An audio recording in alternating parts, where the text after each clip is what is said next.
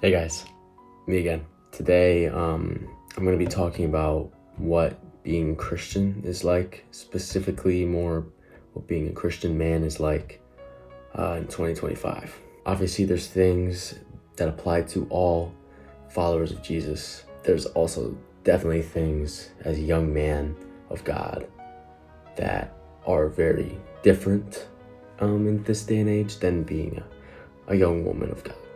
I wanted to make this video because there's a lot of influencers and a lot of famous people that are putting on the label of Christ.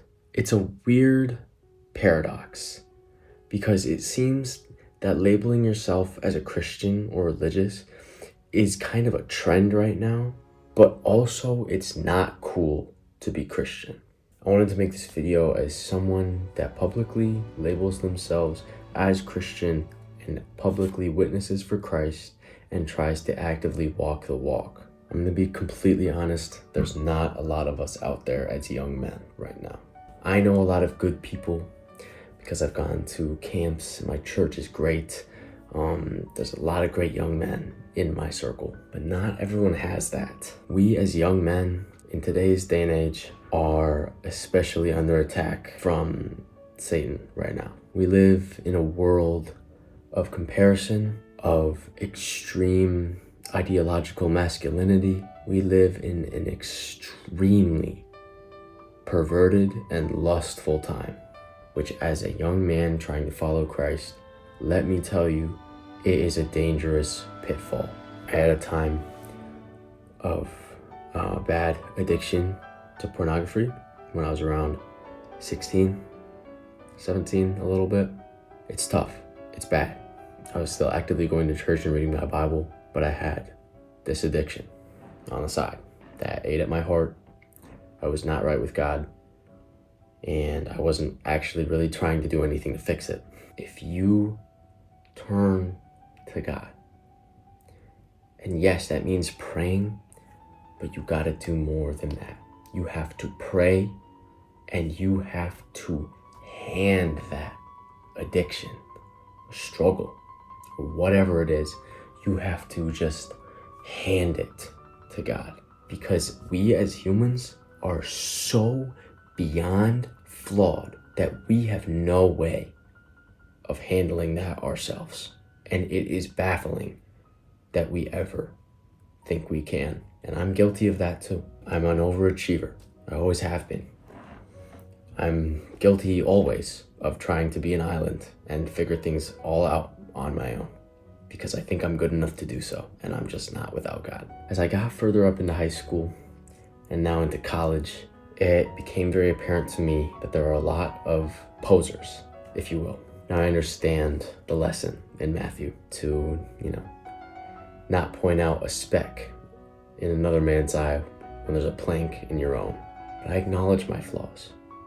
I acknowledge them. I simply point out when someone has a Bible verse in their bio, a public declaration of the Word of God, and they are walking a worldly path. I will not obviously be naming anybody, but I'm just talking to the young men that have a Bible verse in their bio, wear a cross necklace like mine, and are out doing worldly things every weekend. I don't even need to name the sins. You can assume. I think this all comes back to Matthew 22:14. All of this ties back to Matthew 22:14, which is part of Jesus' teachings to the disciples, in which he says, "Many are called and few are chosen." A really good Bible podcast that I listened to interpreted this line as, the closer you get to the cross, the fewer stand beside you.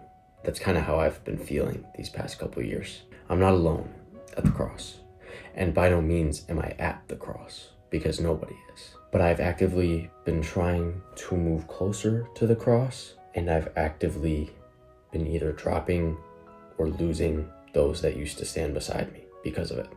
Whether it's because of my conservative views or just simply because I don't go out and party all the time.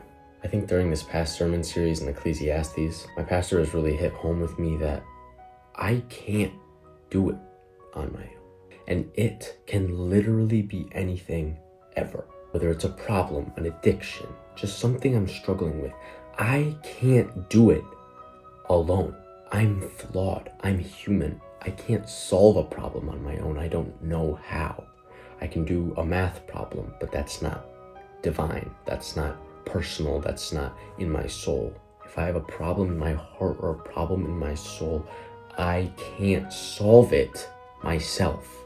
Going to God for solutions isn't the cool thing to do nowadays. And it's not like me and other young men and all Christians weren't warned about this. Paul says multiple times throughout the epistles that Christians walking the walk of Christ will face oppression because the path to hell is wide and easy, while the path to heaven is complex and narrow. It's easy to slip into the path to hell. It's harder to stay on the path of Christ, but you can always be accepted back onto the path to Christ. There's always a correction you can make. There's always a way to get back on track. To anybody who I've maybe called out in this video, you are okay.